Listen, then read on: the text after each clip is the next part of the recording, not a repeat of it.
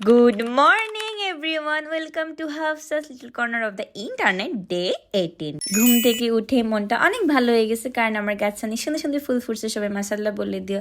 And ভাই আমার বার্থডেতে এত কেক পাইছি, স্টিল কেক আমার শেষ হচ্ছে না। আশেপাশে সবাইকে দিছি, ফ্রেন্ডদেরকে দিছি, তাও আমার কেক শেষ হচ্ছে না। আমার ডায়েটের পুরাই 12টা বেজে গিয়েছে। তুই রান্না করতে পারবি না, আমি করব থেকে আমি রান্না করতে পারতেছি না, তুই কর। ব্যাপারটা কেমন না, কত বড় হয়ে গিয়েছি।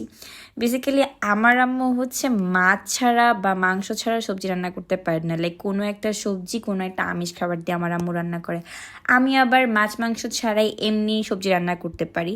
সো আম্মু বলছিল আমাকে রান্না করতে, বাট আমার পড়াশোনার এত প্রেশার যে পরে আম্মুই রান্না করতেছে। বেসিক্যালি আম্মুকে বলছিলাম পেঁপে দিয়ে কাঁকরোল দিয়ে রান্না করতে, আম্মু বলতেছে উইদাউট মাছ ছাড়া আমি কেমনে রান্না করব, তুই কর, তোরটা ভালো হয়, কারণ তুই উইদাউট আমিষ ছাড়া শুধু নিরামিষ খুবই ভালো রান্না করিস।